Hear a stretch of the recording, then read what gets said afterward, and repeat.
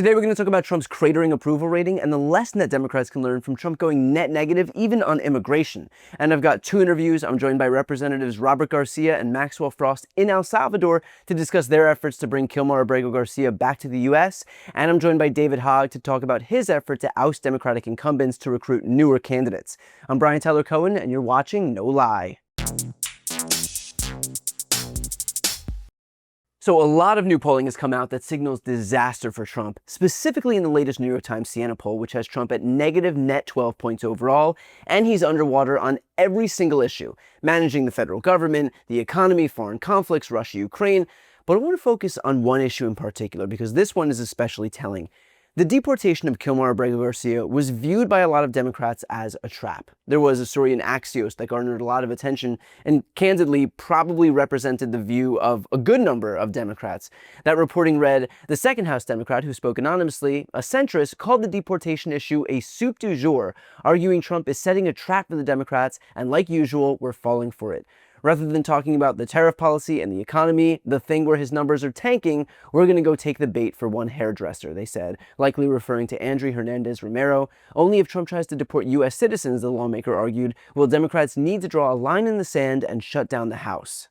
And look, I understand the argument that when Donald Trump is so mismanaging the economy and doing so in the immediate aftermath of an election where he won based on the economy, why in the world would you pivot to his best issue, which is the issue of immigration? And my pushback to that has always been that there is no world in which allowing Donald Trump to disappear a legal resident with zero due process in stark defiance of a unanimous Supreme Court ruling demanding his release is popular, and no world in which it is acceptable that we just allow it to happen. You cannot be in politics and think that that is okay. Like, if you're not going to go to the mat and defend the very concept of democracy, of due process, of checks and balances, then what's the point to any of this? And of course, there were a lot of us making that case. And then, going back to the New York Times polling, the immigration numbers came out. Donald Trump is at net negative 4 points on immigration. The majority of this country now disapproves of him on the one issue that he had the highest support on. And on the issue of Kilmar Abrego Garcia specifically, he's at negative 21.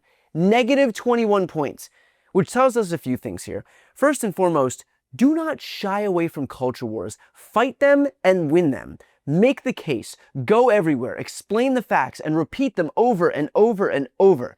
I even debated Tomi Lahren on my friend Alex Michelson's show on this exact issue, and she herself reiterated those nervous Democrats' claims about dying on the immigration hill. If Democrats really want to die on the hill of bringing back plane loads of criminal, illegal alien gang members... But you haven't proven that they're criminals. That's the problem. Be my guest. Honestly, like, look, I will be the first one to say, if there is a gang member in this country, someone who has committed any crime, big or small, get him out. Sure, I'll absolutely concede that. We don't need criminals in this country. But if you're talking about somebody who you don't know because you haven't afforded them due process, then you can't just make that claim. But the fact remains, President Trump is not only securing our border, but he is deporting criminal, illegal aliens. And if Democrats want to stand in the way of that, and they want to tell their constituents, hey, vote for us in the midterms, vote for us in 2028, we'll make sure that the criminal aliens come back. Far be it from me to stand in your way. Continue that message. Best of luck with it. All right. And if Republicans want to run on, hey, we can disappear you with no due process, far be it for me to stand in your way. If Republicans want to turn the United States into Russia, where we disappear political opponents with zero due process, sending them to foreign gulags somewhere, if that's really what you're running on behind the banner of the Party of Law and Order, be my guest. And yet, I trudged up that hill anyway, as did so many people on the left. As did Senator Van Hollen and Representatives Robert Garcia and Maxwell Frost, who you'll hear from in just a moment, as did lawyers and pundits and electeds, and we made the case, and we won the country over because we didn't back down.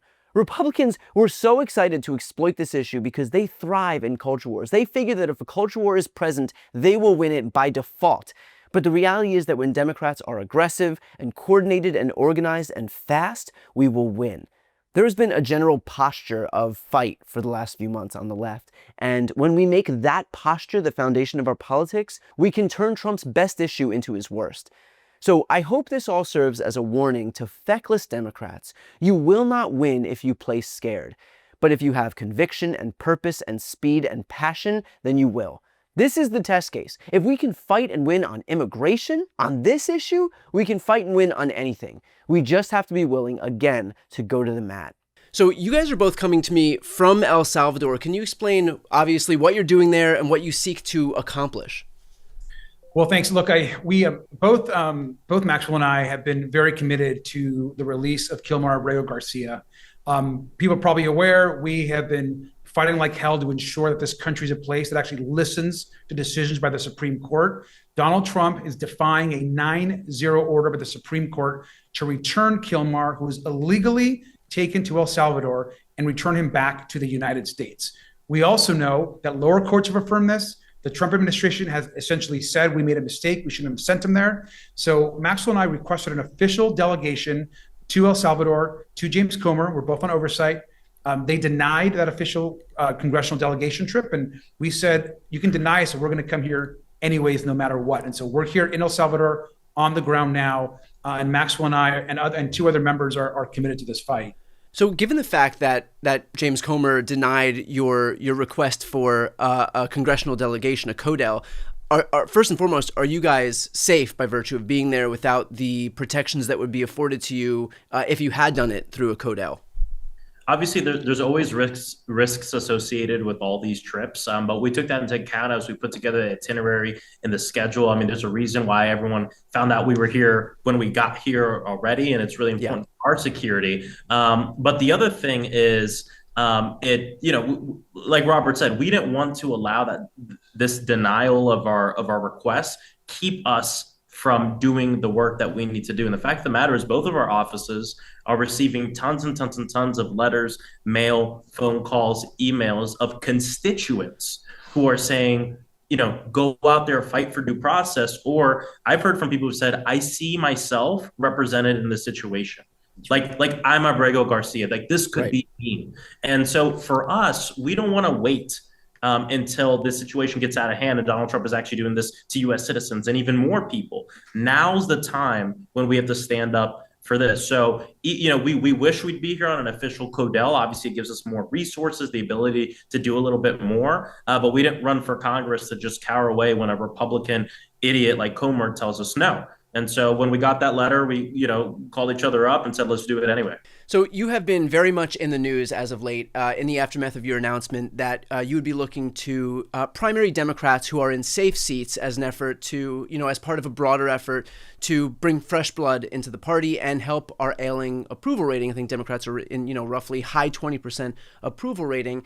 And so there's been obviously a lot of pushback to what you're doing. So first and foremost, what I want to do here is kind of have a little back and forth and like a quasi debate, so to speak, and you kind of explain your positioning here against all of the criticism that you have received here.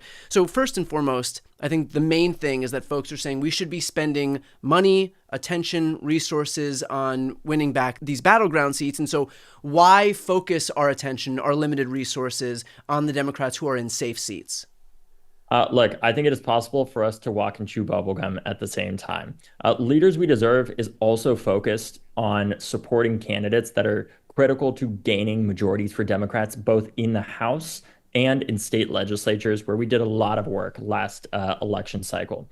So I would say to that comment, right now, we're going to have to spend several $100 million no matter what supporting, and by we, I mean the party in general, is going to have to spend several $100 million supporting frontline candidates that are critical to winning back the majority. If there are young people that are running there that are aligned with our values of Leaders We Deserve, we plan on supporting them so that we can win back the majority. We also need to realize, though, part of the reason we need to spend that much is because our approval rating is awful. And that goes beyond just what our candidates in our frontline districts are doing. That is a culmination of how all 200 plus members of Congress that are Democrats, what they do, and our other elected Democrats around the country. And what we're trying to do here is show how we're actively working to make sure that our members of Congress are meeting the moment. And this is not just about age. Yes, our candidates, they are younger, but we are not just challenging people because they're above a certain age. There are older and younger people. Unfortunately, there are people of all ages who suck. There are plenty of young people who are not great. There are plenty of older people who are not great.